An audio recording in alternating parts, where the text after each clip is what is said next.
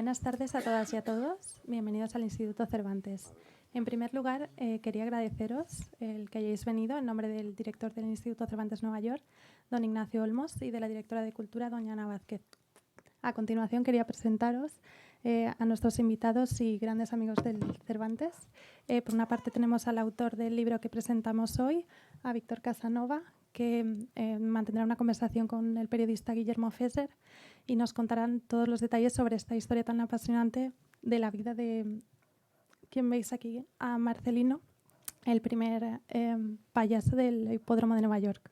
Muchas gracias de nuevo y que disfruten.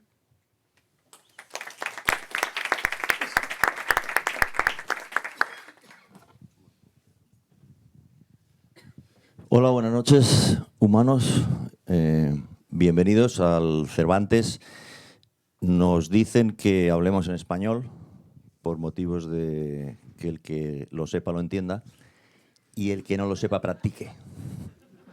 But if there's any need of speaking English at some point, let us know and we can both try to do the best we can. Yeah. En cualquier caso, me gustaría hacer una pequeña reflexión antes de empezar con este chiquillo sobre el tema de los idiomas. Yo creo que las traducciones son necesarias en los idiomas cuando se están ofreciendo datos, cuando se están contando hechos. Cuando se intentan transmitir emociones, creo que la traducción no hace falta. Para mí la prueba es que yo he crecido en un mundo en español, pensando en español, cantando en español, bailando en español, aplaudiendo en español y escuchando canciones en inglés. Yo he llorado con canciones en inglés, sin saber el idioma. Yo me he enamorado con canciones en inglés, sin saber el idioma. Yo me he reído con canciones en inglés, sin saber el idioma. Con lo cual, un idioma te puede emocionar aunque no lo entiendas. Pues vamos a intentar, para aquellos que no entiendan también el español hoy, si es que hay alguno aquí, no hablar tanto de hechos, sino como hablar de emociones. Creo que es una historia muy emocionante para Víctor Casanova, la del payaso Marcelino. Y ojalá que nos entiendan ustedes, aunque no hablen también el español.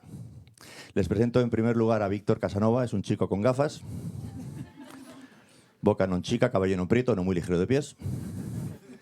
Reside en Nueva York, trabaja en cosas de la política internacional, pero se preocupa de historias que ha escuchado en su pueblo de pequeñito.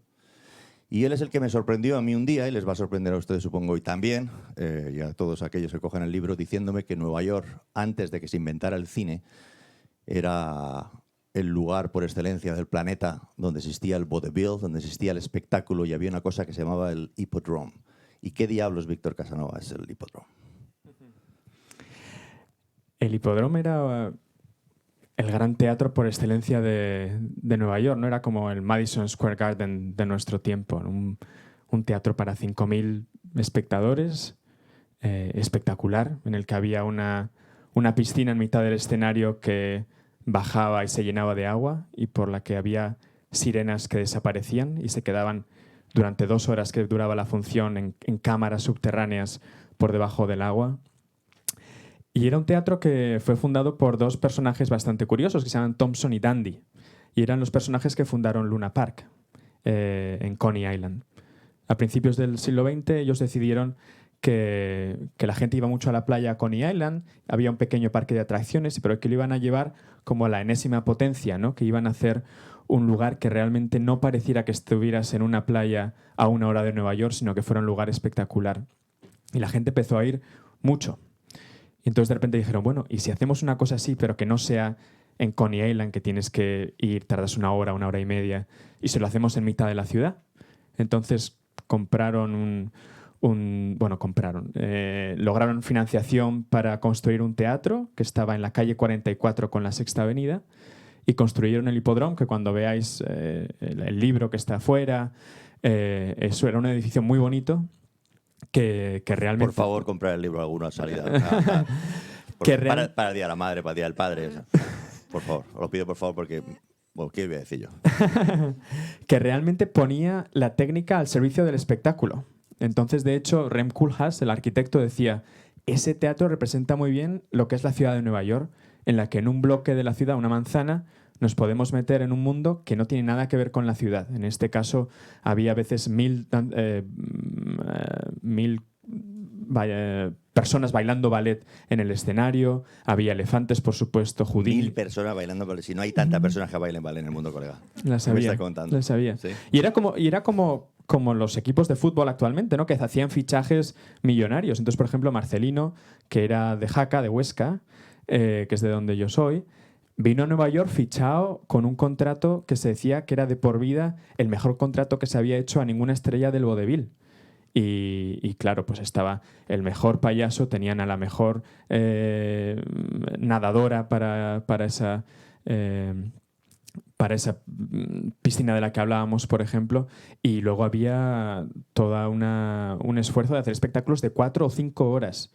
Entonces era, pues imaginaros, una mezcla entre el Metropolitan Opera hoy en día y la espectacularidad pues, de Turandot, toda una de estas grandes óperas, y luego Las Vegas, el Hotel Bellagio, en el que yo no he estado, pero cuando oyes hablar, bueno, pues las fuentes, los espectáculos, bueno, entonces eso era el hipódromo. Tampoco hagas las respuestas tan largas porque me quitan mucho protagonismo. Perdón. ¿Te importa? Vamos bien, por ahora. ¿No? Calidad-precio. Está bien. Bien, el tema va bien. Entonces, Marcelino está ¿dónde? Antes de que le fichen. ¿Le fichan dónde? Marcelino vivía en Londres y era muy famoso en Londres. Ahí había actuado con Charlie Chaplin. Con Charlie Chaplin siendo pequeñito. Charlie Chaplin tenía como 8 años. Y Charlie Chaplin hacía de gato y Marcelino estaba... ¿Hacía de perro? ¿Hacía de perro o de gato? No, digo, Marcelino hacía de perro. Ah, no. No, Marcelino hacía de un sirviente en una casa, creo que era la Cenicienta, la pantomima que representaban, y estaba limpiando algo. Entonces Marcelino estaba por ahí limpiando, había un gato y de repente se tropezaba con el gato y Marcelino se tenía que caer. Entonces se ve que Marcelino se quejaba mucho a Charlie Chaplin de que no arqueaba lo suficiente la espalda, entonces que se daba de bruces contra el suelo. Entonces, de hecho, Charlie Chaplin habla de él en sus memorias como admirándolo, pero también que tenía muy mal genio. Entonces, las pantomimas, perdona que te interrumpa, las pantomimas de las que estamos hablando es lo que vamos a ver muy pocos años después traducido directamente al cine mudo, ¿no? Exactamente. Son las pantomimas que se traducen al cine mudo y que luego se traducen al primer cine hablado, y que, pues eso, Blancanieves, La Bella Durmiente, todas esas películas de Disney que todos conocemos mucho antes de ser películas de Disney o historias de los hermanos Grimm o de Andersen, fueron pantomimas, ¿no? Pero, o sea, cuando hablamos del payaso Marcelino no hablamos de un señor que sale y dice ¿cómo están ustedes? Estamos hablando de otra cosa, ¿no? Exactamente. ¿De qué estamos hablando? Y de hecho él no hablaba. Él era un payaso que se denominaba Augusto, que se caracterizaba por vestir un traje de ópera, un smoking largo, varias tallas más grande, y ser muy torpe, pero a la vez era muy, muy bueno con las acrobacias. Entonces, por ejemplo, pues eso, no tenía mucho sentido que se cabreara cuando Charlie Chaplin no arqueaba lo suficiente la espalda, porque él era famoso, por ejemplo, por saltar a 9 personas de vez. O, por ejemplo, imitaba mucho a los miembros del público, los sacaba y les imitaba. Y luego lo que tenía era la capacidad de...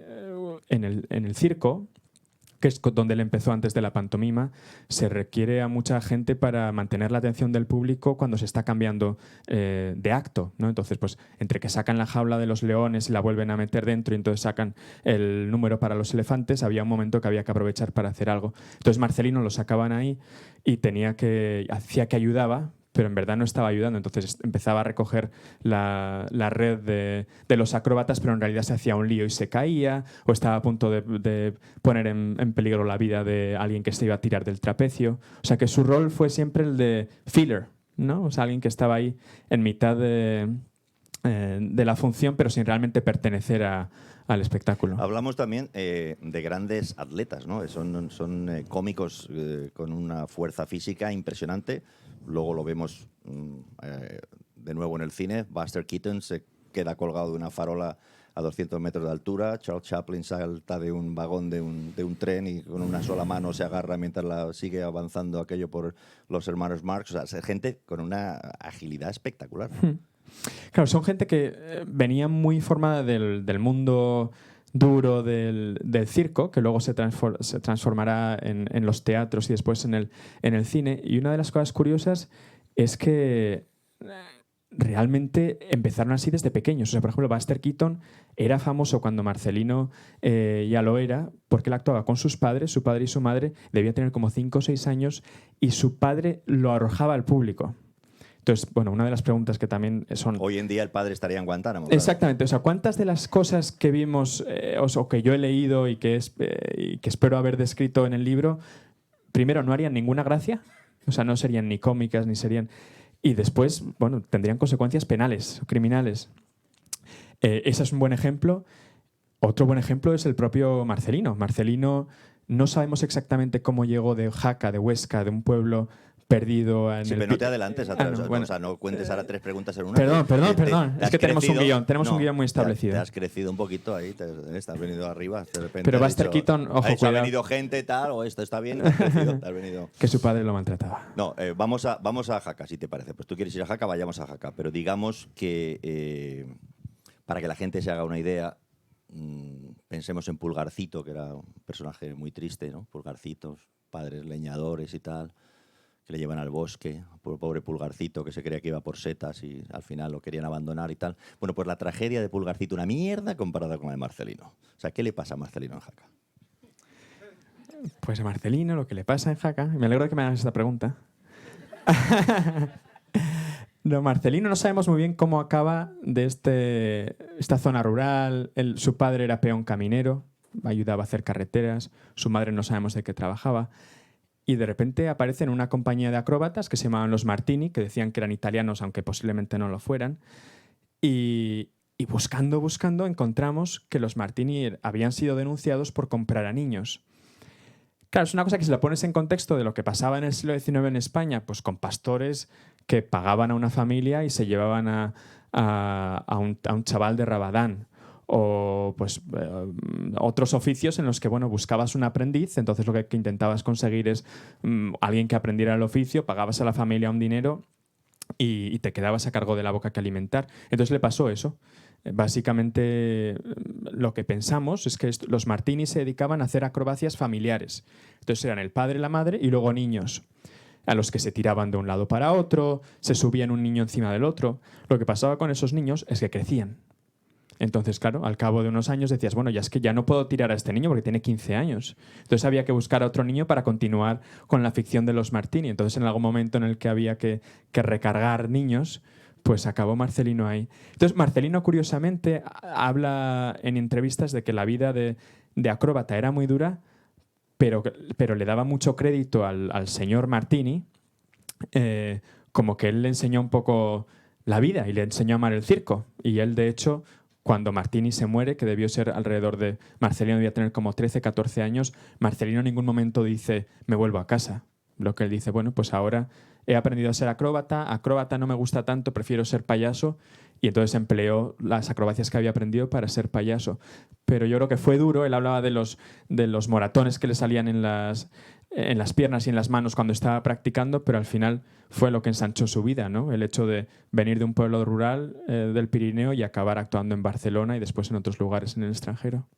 ¿Qué te iba a comentar? ¿Qué pregunta viene ahora? La que tú quieras. La que tú quieras. La portada del libro, que está... Bueno, esta no es la portada del libro, pero sí está el título del libro. Y llama la atención que adelantas la muerte a la vida, ¿no? Normalmente se suele referir uno a la vida y muerte de una celebridad. Tú has querido referir la vida o la trayectoria de Marcelino puntuando primero la muerte y vida de un payaso, y eso tendrá una explicación, digo yo, ¿no? ¿O es que en la editorial se equivocaron ya por no cambiar la portada porque eran $50, pues ya lo dejaste? Bueno, el título, del que tiene buena culpa mi amigo Felipe, aquí en la primera fila, yo creo que refleja que mi primer acercamiento a la vida del payaso fue su muerte. A mí un amigo me... Pero tú no tuviste nada que ver, ¿no? Yo no tuve nada que ver. Aunque compartimos apellido, Marcelino y yo, ¿Ah, sí? aunque no nos tocamos nada, como que dice. Porque tú eres de Jaca también, ¿o no? Yo soy de Huesca. De Huesca. Pero bueno, está cerca. Marcelino estuvo en la cresta de la ola, pero acabó suicidándose.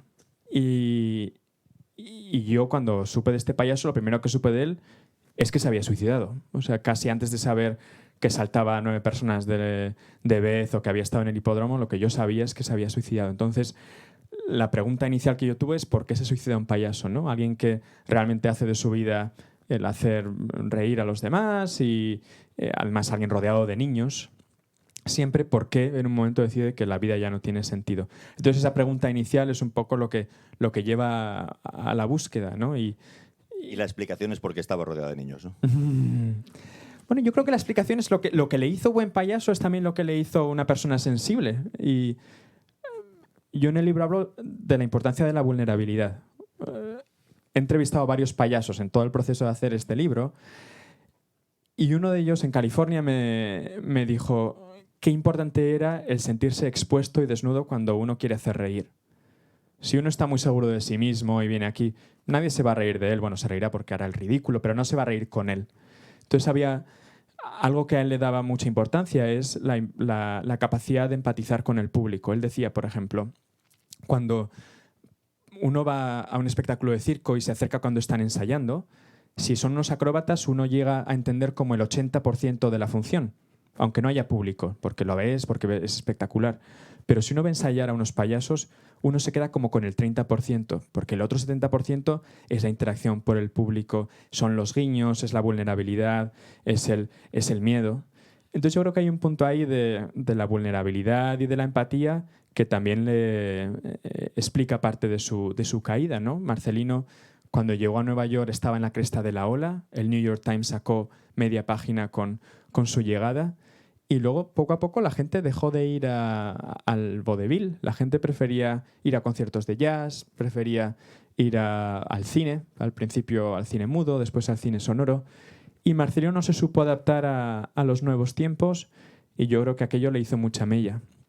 Y luego también el tipo de trabajo que él hacía era un trabajo muy físico, muy acrobático, que cuando él se suicida, que tiene 55 años, pues no está en condiciones de hacer lo mismo, ¿no?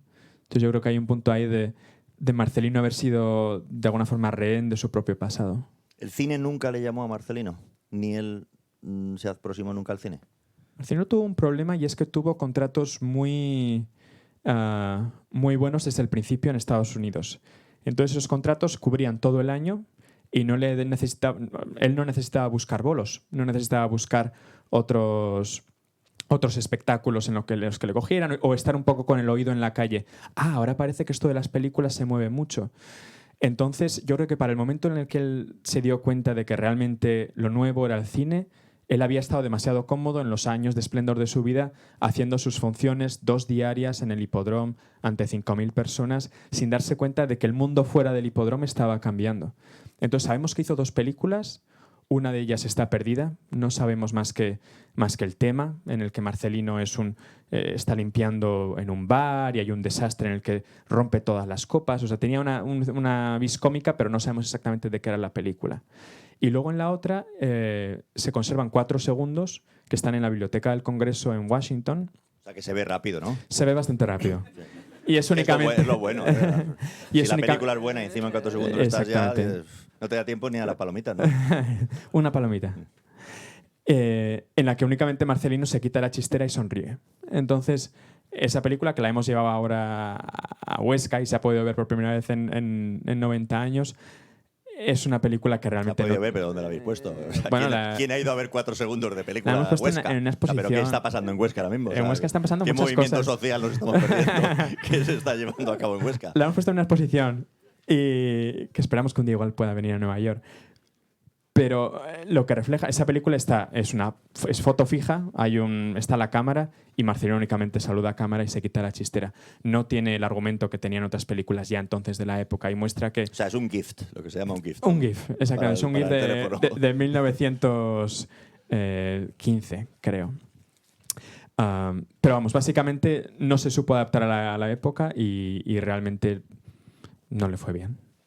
Bueno, hablemos de ti y de tu interés por Marcelino. Estás en Huesca, cerquita de Jaca. ¿Y tú cómo te enteras de la historia de Marcelino? O sea, ¿es una historia que en Huesca se comenta, o sea, por las calles y tal? ¿O te llega de rebote? ¿O cómo es eso? Entonces estaba paseando por la plaza de Marcelino. No hay plaza de Marcelino todavía. Pero no, hablando con Jesús Bosque, que es el padrino de unos cuantos aquí en la sala y que es un buen amigo de Huesca, me dijo, oye, ahora que te vas a Nueva York, porque me venía aquí a estudiar, tienes que hacer investigación sobre este personaje porque realmente hay una historia ahí que alguien tiene que contar. Y lo que pensamos en aquel momento es que nadie realmente se acordaría de Marcelino. O sea, que esta pues, es una historia que se había contado, pues uno de Huesca, tal. Y luego, viniendo aquí, dedicándome a otras cosas, pero sí que me daba mucha curiosidad. Y de hecho, a muchos de los que estáis aquí os he dado la lata con Marcelino, contándoos historias. Y lo que descubrí es que realmente había bastante donde rascar, tanto en archivos de la ciudad, de la biblioteca pública, de teatros en la ciudad, como luego por ejemplo, muchos admiradores de Houdini conocen a Marcelino porque actuaron juntos. Y luego está, por supuesto, pues los que conocen a Charlie Chaplin, Entonces había temas por donde rascar y dije, bueno, pues aquí realmente hay una historia que hay que contar. Y de alguna forma también el libro cuenta mi propia búsqueda, ¿no? O sea, yo casi lo que más me interesaba no era el hecho de escribirlo, sino era pues las personas con las que me encontraba, ir a los archivos, preguntar por ahí y esa sensación de saliva en la boca cuando llegas a casa con algo que nadie ha encontrado en 90 años, ¿no? Los seguidores de Houdini le conocían, pero ¿a qué seguidores de Houdini has encontrado tú? Bueno, pues Houdini, hay muchas biografías de Houdini, hay bastante material y lo que le pasó con Houdini es que Houdini, que era un maestro de la propaganda y de self-promotion, cuenta en sus, no sé si sus memorias porque las escribió, pero en las entrevistas que le hacían, que una de las retos más importantes de su vida había sido unas esposas muy difíciles que se había intentado quitar. Hay toda una historia en torno a esas esposas en un espectáculo en el que actuó Marcelino. Entonces todo el mundo sabe de Marcelino porque estaba en aquel momento crítico en 1905 en Londres. Y de hecho, 1904, perdón. De hecho, Marcelino se muda a Estados Unidos muy poco después de haber conocido a Houdini y no es descabellado pensar que pudieran hablar de cómo era el mundo del entretenimiento en aquel momento en Estados Unidos. Y de hecho ambos fueron masones. Marcelino, cuando se suicida, se encuentra, porque además lo hace de forma muy cinematográfica, ¿no? Marcelino pone todos los programas de mano, sus fotografías postales de su momento de esplendor, como si fuera un altar pagano, y se pega un tiro en un hotel que está a 5 cuadras de aquí. Y se encuentra en el bolsillo de su traje un certificado de pertenencia a una logia masónica. Y Houdini, de hecho, era también masón. Entonces yo, por ejemplo, he intentado buscar a qué logia perteneció Marcelino, si perteneció a la misma que Houdini o no, pero eso no ha aparecido, quizás para la próxima, para la continuación del libro, ¿no? Pero aclárame una duda pequeña, pero duda al fin y al cabo. ¿El individuo que te dice vas a Nueva York, tienes que investigar sobre Marcelino, es un individuo que especialmente sabe sobre Marcelino por algo raro, o es que en España se sabía de Marcelino o en Huesca? Había salido en el Heraldo de Aragón, en un periódico regional, una serie de artículos en el 2004 por parte de Mariano García, que era un periodista, que había descubierto que Marcelino era aragonés. Entonces, a partir de entonces, yo sobre esto me enteré pues, en 2008, 2009, unos años después.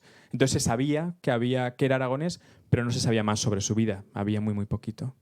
O sea, se sabía que había un tío que había sido payaso que se llamaba Marcelino, que era aragonés, pero no se sabía nada de Marcelino, de quién era. Luego en España no se conoce Marcelino. Hasta que tú publicas el libro, o sea, tu periplo de promoción en España, la gente asombrada, supongo, porque no sabrían nada de quién era este Sí, personaje. claro que sí. Y es únicamente después, pues ahora, por ejemplo, va a haber un documental, ha habido otro libro, o sea, ha habido mucho interés en los últimos 2 años, pero el libro que se publicó en noviembre del 2017 fue la primera muestra de lo que este hombre había sido. Y además, como veréis, si lo veis ahí fuera, hay muchísimas fotografías, hay muchísimo material que nunca antes se había publicado. ¿Sabes dónde vivía Marcelino en Nueva York o no? Marcelino vivió en varios sitios. Uno estaba muy cerca del Lincoln Center. Vivió ahí, además cogía el L, que era el metro elevado que había en la Sexta Avenida. De hecho, hay un accidente en el que Marcelino intenta coger el L y tiene un accidente, se rompe algo. Entonces la prensa de la época, que escribía todo tipo de tonterías sobre Marcelino, porque da muestra de que era una estrella. Era como el TMZ hoy en día, ¿no? O sea, que parece que alguien va a hacer la compra y es noticia, Pues Marcelino igual, se pega una de bruces cogiendo el metro y salía en la prensa, pero en el New York Times, en el Washington Post, salía en la prensa, en el Daily News. Entonces la gente se reía, decía, bueno, este payaso acrobático, pero se cae en el metro. Bueno, entonces vivió muy cerca del Lincoln Center y luego vivió mucho tiempo en Newark, en Nueva Jersey. Era pequeñito, ¿no? O sea, las fotos de carne entraba de cuerpo entero, ¿no? Más Parece, o menos, ¿no? sí. Es sí. chiquitín, ¿no? Chiquitín, pero fuerte. O sea, que cuando se caía al suelo tampoco se hacía mucho daño, porque estaba prácticamente ya... ¿no? Exactamente. No, y rebotaba. Esto es un elemento de la época de los payasos, de la época de pequeñitos, igual que los jockeys con los caballos, ¿o no tiene nada que ver? Pues es una buena pregunta. Desde luego en los inicios sí, la idea está de lanzarse por ahí, sí. Pero después yo creo que no tanto. Lo que sí que era realmente un gesto, un signo distintivo era el uniforme, ¿no? O sea, esta idea del traje de ópera del que he hablado, del smoking, de la camisa varias tallas más grande. Él era un Augusto, que son los payasos, que son los torpes, ¿no? A los que siempre les engañan, a los que siempre hay un cara blanca, astuto, inteligente, que le lleva por el camino de la amargura. Y esa dualidad entre el Augusto y el cara blanca, que se da en los dúos de payasos desde los romanos, la nueva figura del Augusto, que es por el que conocemos hoy la nariz roja, porque hubo un Augusto que al mismo tiempo que Marcelino, unos años antes, simuló estar borracho, porque, bueno, qué mejor persona que para fingir a alguien que fuera torpe pero a la vez acrobático que un borracho, ¿no? Intentando ahí sortear farolas, sortear obstáculos. Y la nariz roja de los payasos de hoy viene de finales del siglo XIX, no es una cosa tan antigua, ¿no? Y entonces eso sí que es un hecho distintivo, el rol que ocupaba como payaso, pero el hecho de que fuera pequeño yo creo que ya no tanto. Y a partir del libro, ¿ha aparecido alguien de la familia Marcelino, una Marcelina, un sobrinito, alguien que diga, yo sí, era mi bisabuelo, o se ha perdido Marcelino? Claro, yo en el libro puse mi email, porque tenía esperanza en esto. O sea, yo lo que más ilusión me hacía de publicar el libro era que un día alguien me escribiera y dijera, oye, era mi tío abuelo y tenemos un baúl en casa con las cartas que enviaba desde Nueva York. Y te han llegado anuncios de Viagra por un tubo. Y no me ha llegado nada.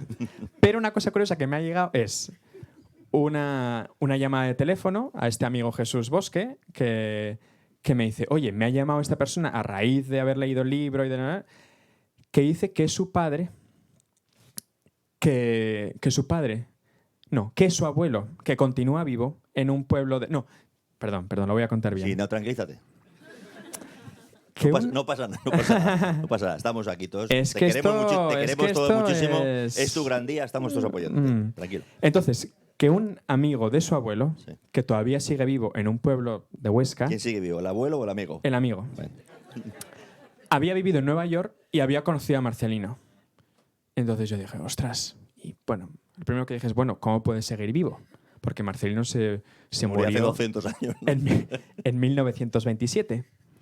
Pero digo, bueno, puede ser una persona muy mayor. Esto pasó hace un año. O sea, tampoco... Sí, podría ser, sí, claro. Entonces, bueno, esta persona, hablamos con él y tal.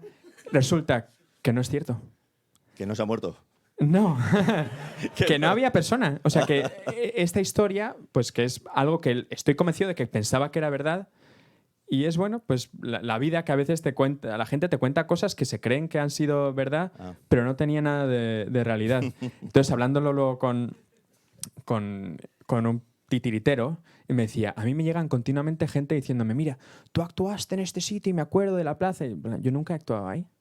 Y es cierto que, bueno, pues cuando la gente... Hay historias que, como el teléfono roto, ¿no? Que van de persona a persona y acaban siendo unas historias ¿Cuánta gente diferentes. ha visto a los Reyes Magos y te lo jura por Dios? Exactamente, ¿no? Exactamente. Entonces, como historia está muy bien, pero luego como hecho para indagar un poco más, nada.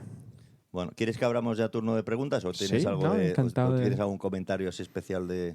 Digo porque igual, ¿no? La gente nos centra sobre cosas que igual les apetece a ellos más. Estupendo. Bueno, Vale. aprovecho un poco la Sí. coyuntura para dar las gracias a todos por venir. Y en especial a Guillermo, que vive a 100 millas de Manhattan y está hoy aquí con nosotros. Sí, pero es que has traído vino. Ya te hemos traído vino Se después. ha comentado que ha traído una botellita de vino. Y luego, sobre todo, porque muchos de los que estáis aquí me habéis oído hablar de este tema innumerables veces y que hayáis vuelto a continuar oyéndome hablar de esto, está muy bien. Así que muchas gracias. Y a los que no conocíais al payaso por venir. Pero bueno. Vale, bueno, pues abrimos turno de preguntas. ¿Tenemos un voluntario ya? Perfecto. ¿Hace falta el micrófono? No, lo hablas un poco fuerte y ya está, ¿no? Cuéntanos un poco de tus métodos de trabajo, fuentes, archivos. Pues el ¿Has método... entendido la pregunta? Sí, sí. Perfecto. Venga. El método fue muy pedestre. En plan, yo trabajo pues de 9 a 6.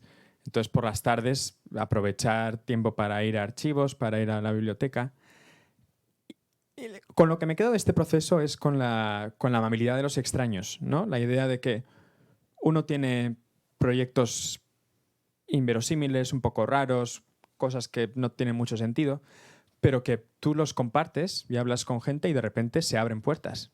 Entonces, para mí, la mejor parte del viaje, que ha sido la investigación, más allá de ir al archivo de la New York Public Library en Performing Arts, que está en el Lincoln Center, que tenía mucho material, es, por ejemplo, conocer a un tipo que se llama Milton Epstein, que se sacó el doctorado. Él era un artista de Broadway, un cantante. Se sacó el doctorado cuando tenía 60 años. Su padre había luchado en las Vegas internacionales en España y él había escrito sobre el hipódromo. Había escrito una tesis doctoral extremadamente detallada sobre el teatro. O sea, que has copiado, vamos. No, sobre el teatro, y además desde un punto de vista muy técnico, pues de cómo eran las bambalinas, de cómo era la plataforma esta, la piscina de la que os hemos hablado, de cómo... Bueno,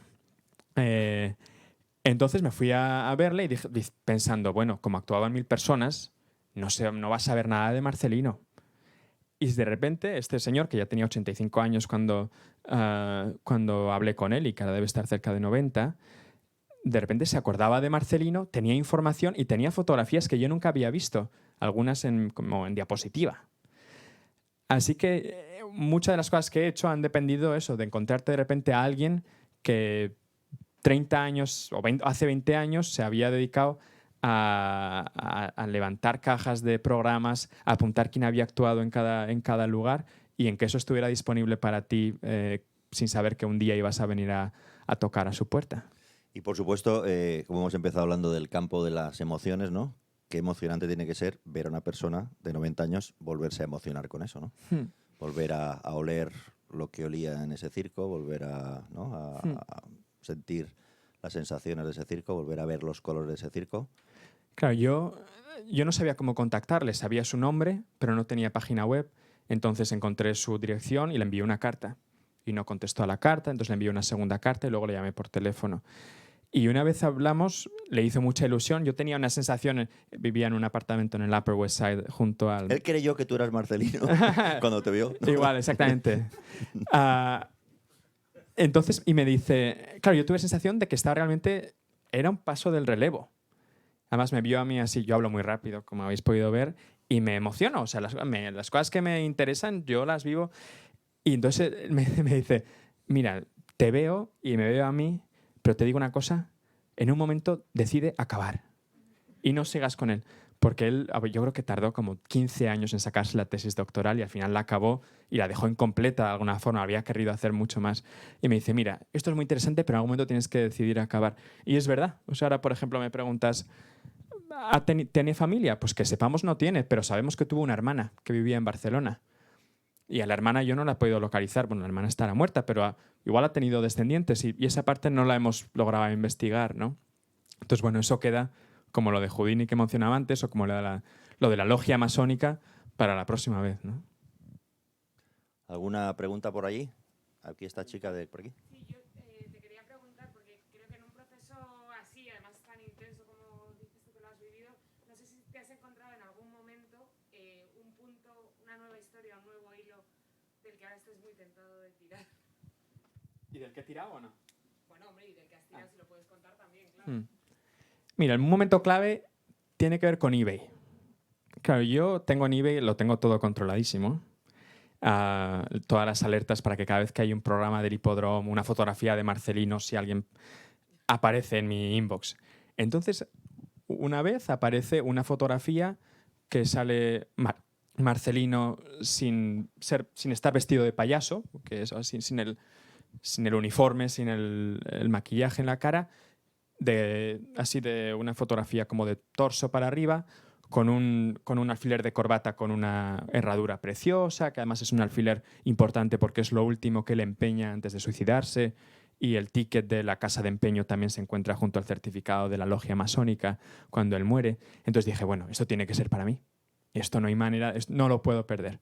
Entonces tuve que desarrollar una técnica para ganar apuestas del eBay, que tampoco sabía yo muy bien cómo hacerlo, y todo el mundo te dice cuando buscas por internet que lo que tienes que hacer es esperar hasta el último momento. Entonces la apuesta dura durante una semana, entonces tú tienes que estar los 10 últimos minutos pendiente y subir la apuesta lo más rápido posible cuando está a punto de acabar el proceso. Entonces lo hice, estábamos en casa de los padres de Michelle y de repente 1 minuto y alguien me sube la apuesta. Digo, no puede ser. O sea, alguien Los está... padres de Michelle. No. Y entonces yo vuelvo a subir más. La fotografía valía como, yo qué sé, $15, una cosa así, muy poco dinero. Entonces yo pongo $40, sube a 50, sube a 80, sube a 100 y al final la gané, pero por $150, que yo nunca hubiera pensado gastarme tantísimo... Por favor, comprarle el libro. Lo pido, por favor. Tantísimo dinero en una fotografía. Entonces, bueno, lo primero que hice, por supuesto, muy contento de haberla conseguido, pero fue escribir a la señora que vendía la fotografía diciéndole que por favor me pusiera en contacto con a los que les había ganado la fotografía, porque quería realmente saber de dónde venían. Entonces me dice, oye, no hay ningún problema, normalmente esto no se puede hacer porque está todo anonimizado y tal, porque he recibido el mismo email de ellos. Entonces, ¿quién hay aquí buscando esta historia? Entonces resulta que son un padre y un hijo que viven en Barcelona y que el padre actuó con Els Joglars en los años 80 como cómico y alguien en una actuación le había dicho que le recordaba mucho a un payaso que habían visto cuando eran pequeños en Londres, era un hermano y una hermana, en Zaragoza, que se llamaba Marcelino. Entonces aquello se había quedado como en the back of his mind y después con su hijo habían decidido un poco como proyecto familiar y divertido buscar la vida de este hombre. Entonces, claro, nos encontramos y yo dije, bueno, ya verás, van a estar picaos porque porque he logrado yo la foto. Entonces les ofrecí un escaneo a buena resolución, así como muestra de buena voluntad. Y entonces, claro, nos hemos hecho amigos. Cuando lo presentamos el libro en Barcelona, estuvieron ahí presentándolo conmigo, me pasaron toda la información que ellos tenían. Entonces es el tipo de cosas, un poco lo que preguntaba José, ¿no? ¿Cuál es el mecanismo? Si es que al final lo que más mola de esto es como las cerezas, que coges una y de repente sale otra y dices, bueno, es que esto no me lo esperaba, pero el camino me ha traído también amigos de paso, ¿no? A mí me ha interesado mucho, aparte del tema que has hablado de los padres del payaso, gracias, la voz narrativa tuya. O sea, que a mí me ha sorprendido encontrar un escritor. Me gustaría mucho que nos contaras el proceso humano, es decir, la técnica que has usado como voz narrativa, ¿no? El estilo. Me gusta mucho también que metieras a tu familia. O sea, que hay un lado humano del libro, aparte del profesional, que me ha parecido muy interesante. O sea, que cuéntanos un poco ese lado humano del libro. Esa parte fue muy difícil porque yo creo que nos enseñan, sobre todo igual, pues por ejemplo yo que pues soy politólogo, escribo sobre conflictos, escribo sobre temas en los que la idea es siempre tomar cierta distancia. Y en este caso, por ejemplo, sentía, bueno, ¿qué derecho tengo yo a ponerme en esta historia? Esta no es mi historia, esta es la historia de Marcelino. Y hablando con amigos y viendo un poco cómo evolucionaba el texto, veía que tenía que contar también por qué me interesaba a mí esta historia. Yo cuando tenía 10 años me fui con titiriteros por los pueblos del Somontano aragonés con un carro y con una burra, porque me encantaba ser comediante y yo quería ser de mayor titiritero. Entonces eso, que tiene mucho que ver conmigo, aunque no me hubiera dado cuenta de que había una especie de hilo conductor vital, lo tenía que contar de alguna forma. Entonces,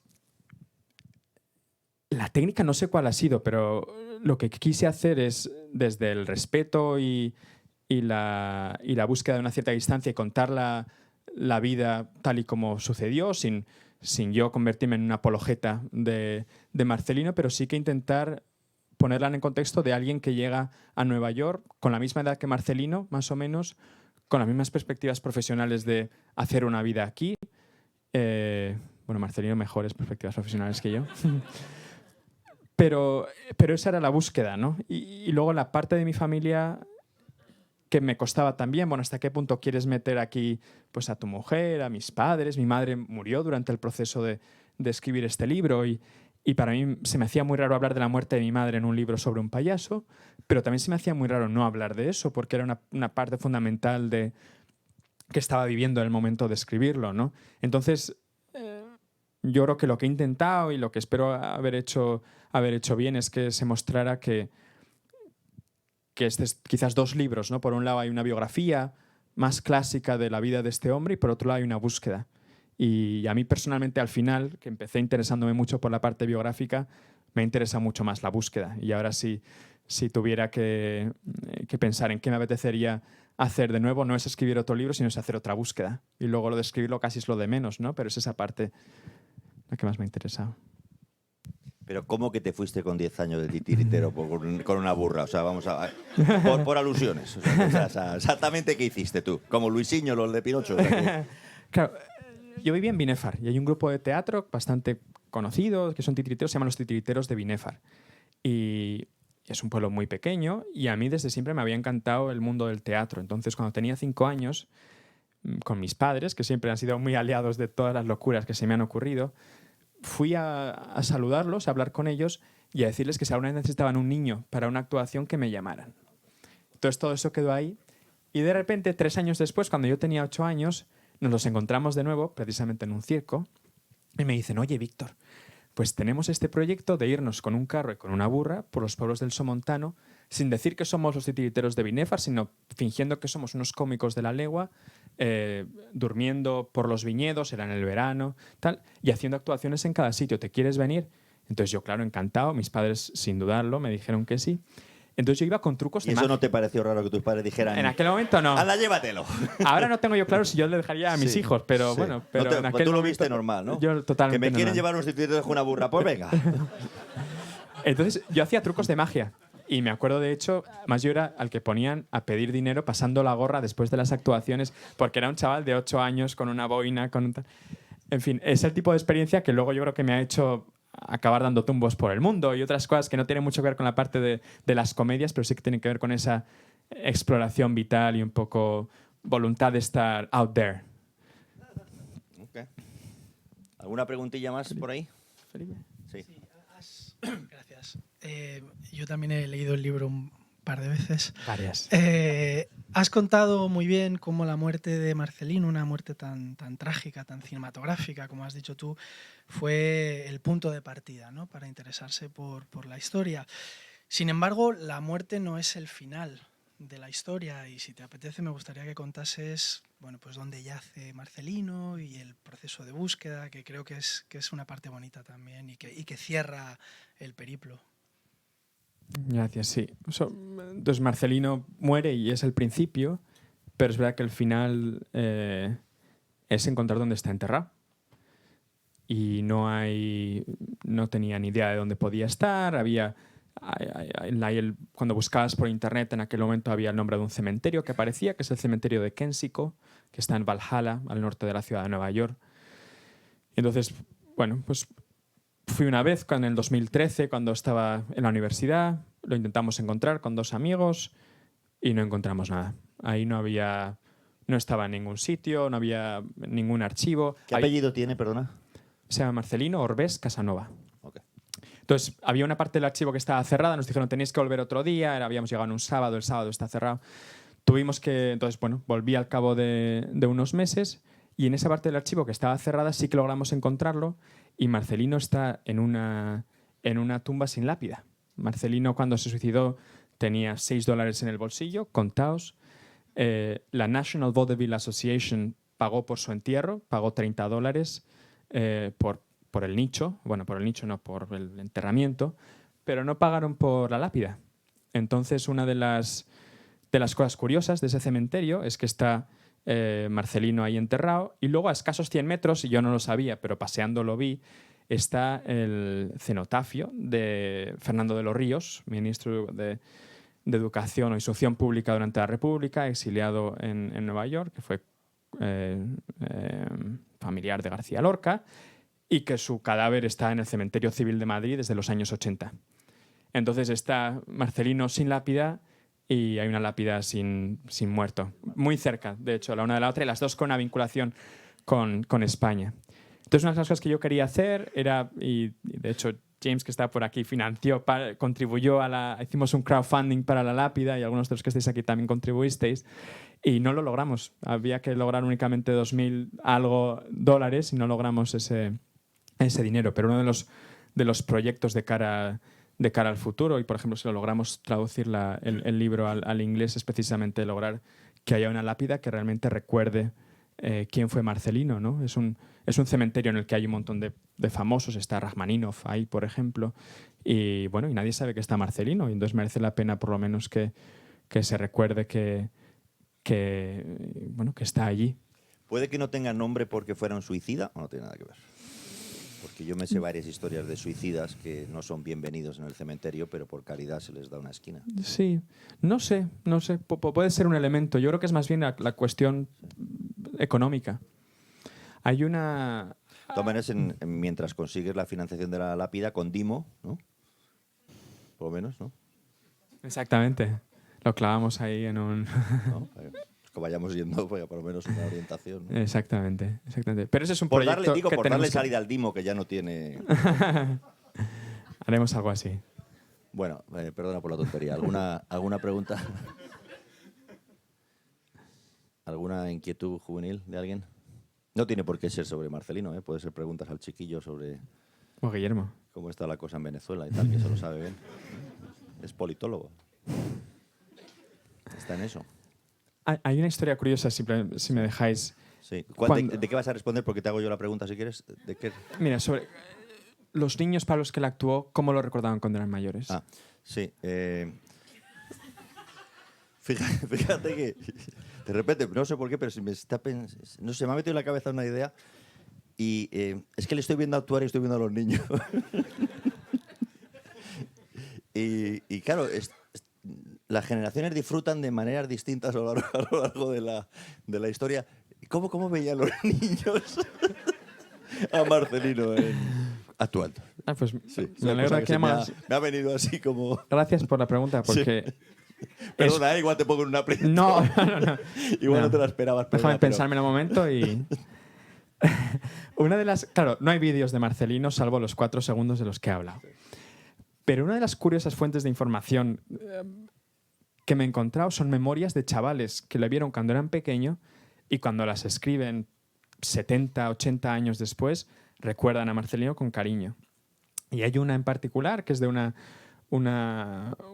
chica, porque bueno, la escribió cuando ya era bastante mayor, cubana, que venía con su familia cada invierno a pasar un par de meses en Nueva York. Entonces, odiaban Nueva York, era atroz, hacía muchísimo frío, y ella, que además el libro se llama Memorias de una cubanita que nació con el siglo. Entonces ella decía, bueno, aquí unos niños ateridos de frío en Nueva York, no nos gustaba nada. Pero había una cosa que siempre nos alegraba, y era ir cada año a ver a Marcelino al hipódromo. Y como Marcelino estaba ahí año tras año, era como un recuerdo que ella recordaba como con calor en mitad de un contexto en el que estaban ateridos de frío. Y de hecho siempre habían hablado, ella hablaba con sus hermanos de que querían ir a saludarle porque habían oído que era español, entonces podían saludarle en español y tal, y nunca lo hicieron. Y entonces un día, ya de vuelta en Cuba, ya no eran tan pequeños, viene en el periódico que Marcelino se ha suicidado, ¿no? Entonces ella tiene hay un momento en el que está escribiendo el libro 60 años después, y en el que se acuerda, bueno, de la frustración que sintió de realmente nunca haber ido ahí a saludarle o haberle dicho, oye, realmente lo que hacías nos ayudó mucho en un momento en el que lo último que queríamos hacer era pasar los inviernos en Nueva York. Hay una pregunta. Muy bonita historia. Sí, hay una pregunta. Es que no, con la luz no vemos, pero ya la ha visto María, o sea que va... ¿En qué momento? Porque ese señor debería ganar mucho dinero en un momento dado, ¿no? Sí. Entonces, en aquella época también supongo que sería por encima de lo normal. ¿Qué es lo que hizo con el dinero? O sea, ¿en qué momento pierde el control de sus finanzas? Entonces Marcelino debía ser un poco... ir un poco manga por hombro. O sea, realmente nunca fue un buen empresario y estuvo en un momento en el que tenía muchísimo dinero, la gente le recomendó, oye, pues tendrías que comprar real estate, y compró varios terrenos en sitios y los malvendió. Se montó un restaurante aquí en la calle, también en la 47, o sea, a 4 o 5 bloques de aquí, encima de Bryant Park, y tampoco le fue bien, porque tampoco era buen cocinero y sin embargo se puso ahí a cocinar. Entonces yo creo que tenía bastante mala habilidad para los negocios. Le gustaba el juego, porque sabemos que decía que su plan perfecto para un fin de semana en el que él no trabajara, porque creo que suavemente los lunes no trabajaba, se iba a Atlantic City, pasaba ahí el día y luego se volvía a la ciudad y le gustaba mucho el cine. Entonces se metían a ver una película, un par de películas. Entonces yo creo que jugó mucho. Y luego hay que decir que Marcelino personalmente era un personaje complicado. La gente decía que parecía un contable, o sea, tenía esta impresión, pues un hombre pequeñito, así con el pelo engominado, que no parecía payaso, no era particularmente histriónico, pero luego tenía un lado bastante oscuro. Hay acusaciones, por ejemplo, a su mujer de malos tratos, en las que ella quiere divorciarse, y hay todo tipo de detalles en documentos a los que he tenido acceso, por ejemplo. O sea que hay toda una parte de oscuridad que implica no únicamente sus relaciones personales, sino también cómo se gastó el dinero y cómo vivió su vida cuando no estaba en el escenario. Esto tuvo que ser complicado, me imagino, para ti, ¿no? Empezar a investigar la vida de una persona que es un payaso, que es una estrella, que es del mundo del entretenimiento, que los niños le recuerdan en Cuba con cariño, y es un maltratador. Esto tuvo que ser muy raro para ti, ¿no? Descubrir ese lado oscuro de la luna, ¿no? Claro, para mí fue el momento de decidir si seguía con esto o no. Y sobre todo porque además, como hablábamos con Hilario, yo soy parte de la historia. Entonces, claro, si hubiera sido pues un académico escribiendo un libro, tomando cierta distancia, bueno, tú cuentas los hechos y ya está. Pero al final Marcelino se convirtió en un miembro de la familia. Yo pasaba más tiempo, 2-3 horas diarias con Marcelino durante todos los días, y de repente descubres algo que no te esperabas, porque esto no se sabía. Y yo tuve conversaciones con mi madre, por ejemplo, de hecho, ¿no? ¿Y qué hago ahora? ¿Me escribo esta historia? ¿No la escribo? ¿Qué hacemos? Y ella decía, no, es que los tienes que contar. O sea, parte de tu misión es no contar únicamente la parte que te interese o que te gusta, de contar el payaso olvidado que está en una tumba sin lápida en Nueva York, sino también contar su oscuridad, ¿no? También es hacer... y es también un homenaje a ella, a Louisa Johnson, que fue su primera mujer y es la que le acusó de malos tratos, porque tuvo mucha valentía en su momento de denunciarlo, de dar todo tipo de detalles de cómo habían sido, y vivió hasta los años 60 sin que nunca hubiera un reconocimiento público de que Marcelino había sido un maltratador o que ella lo denunciara. Y sobre Marcelino se publicó de todo. Se le caía la peluca en el escenario y salía en el periódico. ¿Y cómo es posible que no saliera el hecho de que hubiera sido un maltratador? O sea, también parte de la responsabilidad de contar esta historia, bueno, era contarlo todo, ¿no? Y quizás con la perspectiva del tiempo, pues también ayuda a ser capaz de tomar esa distancia y contarlo todo, reconociendo las partes de oscuridad que no hemos querido obviar, ¿no? Vale, que nos queda todavía tiempo para alguna pregunta, ¿no? Sí, estamos bien de tiempo. ¿Alguien más tiene alguna cuestión? ¿Tú tienes alguna pregunta que te quieres que te haga? ¿O tienes tú alguna pregunta para el público? Sí, aquí hay una. Me sorprende que dices que en Londres ya era conocido. Te van a dejar un... Sí, en Londres ya era conocido y que llega a Nueva York como si fuese el fichaje de Ronaldo, ¿no? En plan, pero en España no se le conoce. No hay referencias. ¿Has encontrado referencias de él en prensa española de la época y demás? ¿O? Muy poco. De hecho, Marcelino, quizás uno de los mitos, es que ejerce muy poco como español. O sea, yo creo que ahora también, bueno, parte del querer enfatizar el papel del personaje, todos decimos, bueno, que era un payaso español, pero en verdad él se fue de España como con 15 años, se fue a Holanda por primera vez, después a Londres, después a Nueva York, y nunca realmente ejerció como tal. De hecho, una de las cosas que él hacía mucho era disfrazar sus orígenes. Entonces él decía que era francés, decía que era escocés, que un domador lo había rescatado de las fauces de un león dormido. Contaba todo tipo de historias que no eran ciertas, pero que un poco contribuían al personaje, ¿no? Entonces, no sabemos que regresara a España después de la primera vez que se fue. No hay evidencia de eso. Solamente hay dos cosas que él cuenta en entrevistas que hemos sido capaces de identificar, en el que realmente puedes ver la vinculación con España. Por un lado, hay un momento en el que un buque de la Armada española atraca en Nueva York y van a ver el hipódromo. Y entonces, en ese momento, Marcelino actúa tal, y después Marcelino se acerca a saludarles. Y dice, bueno, a ver, ¿quién hay aquí que sea de Huesca o de Zaragoza? Entonces hay un señor que es de Zaragoza, entonces se dan un abrazo y esto aparece en el periódico. Entonces dicen, bueno, entonces Zaragoza, que es un pueblo cerca de Barcelona. Entonces, sí. Bueno, que es correcto. Exactamente. Más o menos para la época. Y luego la otra cosa es que a Marcelino le preguntan por la jubilación y él dice, yo lo que quiero es jubilarme en una granja criando cerdos en España. Entonces está esa idea como de España, un lugar al que volver, pero que realmente nunca se materializará. Entonces sí que es verdad que pasó, yo creo que tanto tiempo fuera, que al final su patria fue el circo. De hecho, por ejemplo, hablaba bien inglés. O sea, ¿Cómo lo sabemos? Porque su número era mudo. Era mudo y luego silbaba, que era lo otro que hacía en el escenario. Silbaba mucho, hacía muchos juegos con silbidos. Pero dicen en las entrevistas que tenía acento cockney, o sea, acento británico, o sea, londinense.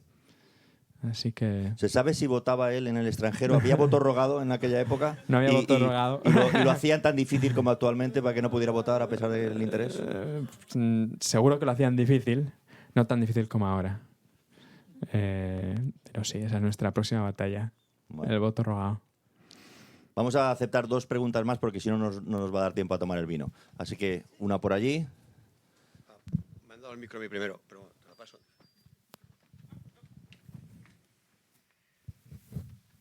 Una pregunta sobre el nombre. Tú pones el título Marceline. ¿Se llama Marcelino o Marceline?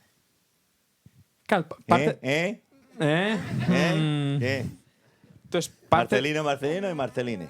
Entonces, parte del juego era precisamente el hecho de que no se supiera si era español o de dónde era. Entonces él decía Marceline, que podía ser francés, podía ser inglés, pero era parte de lo pero poco si que él le decía gustaba. Marcelín, ¿por qué dices tú Marcelino? Es la pregunta. Bueno, entonces lo que hemos hecho en el libro es hablar, cuando hablo de él como persona humana, hablo de Marcelino.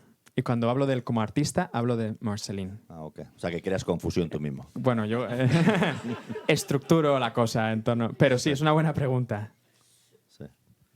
Mi pregunta es cuando tú escribes una biografía, ¿es fácil mantener la distancia con el personaje o en algún momento llegas a implicarte de tal manera que casi vives su historia? O sea, ¿llegas a emocionarte como puede haberse emocionado él o mantienes siempre la distancia? Sí, yo creo que te llegas a emocionar, ¿no? Y precisamente pues, parte de lo que hemos discutido hoy pues, tiene que ver con ese contacto.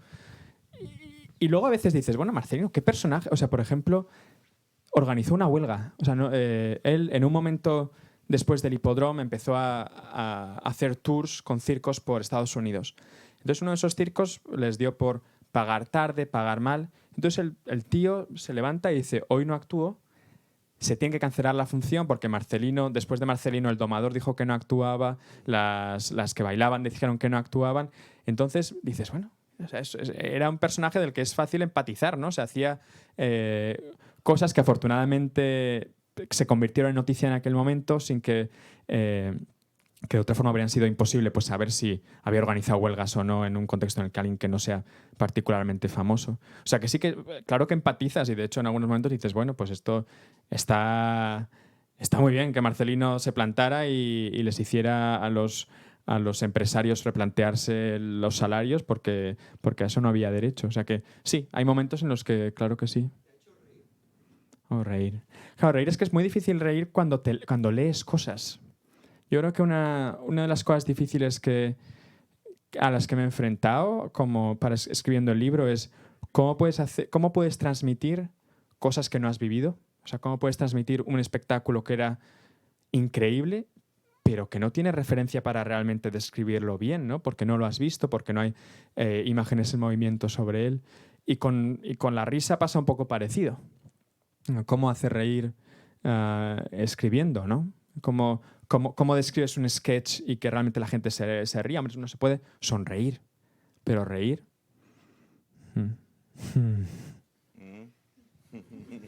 Guillermo hace reír, pero... Bueno, hay libros de Marceline en la salida, ¿no? Que el que quiera llevarse uno firmado por su jovencísimo autor, pues es la oportunidad. Y Víctor Casanova, al que le agradezco que haya hecho esta investigación, porque recuperar la historia siempre está bien, y la historia es la gente que ha estado y que ha sido parte de cómo era el mundo. Y Marcelino es parte de un mundo que ya no conocemos, pero que era muy importante. Y ha sido muy importante para mucha gente. Y ha hecho posible que exista todo lo demás. Es decir, sin los marcelinos de entonces no hubiera habido los marcelinos del cine. Sin los marcelinos del cine no hubiera habido las alegrías y las sonrisas que mucha gente hemos acumulado desde las butacas. Con lo cual esto es como un pecking order, ¿no? Y Marcelino merece que se le reconozca como Missing Link. Y ojalá que consiga esa lápida, que yo creo que sí, porque ahora como te va muy bien el trabajo, yo creo que tú mismo 2.000 pavos. Con los libros con los libros que vendas aquí, esto, vamos, el Marcelino le pones el dimo fijo. Bueno, muchas gracias a todos por venir. Víctor tiene un vinito para ofreceros a los que queráis quedaros. Hay un vino aquí a la izquierda. Muchas gracias.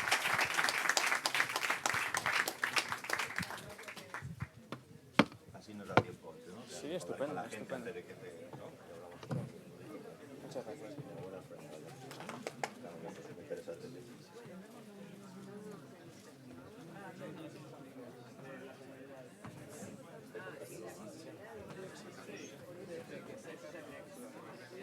Las traía a todos los amigos del pueblo.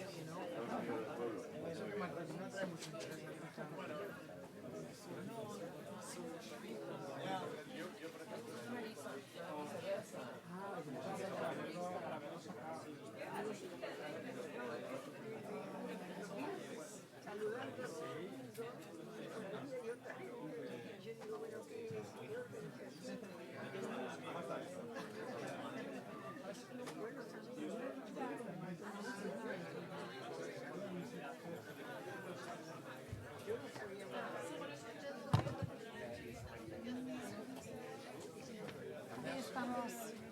Sí, me he quedado sola. Bueno, Carlos. ¿Vale dónde está? Bueno, hoy no está. Está en su salsa.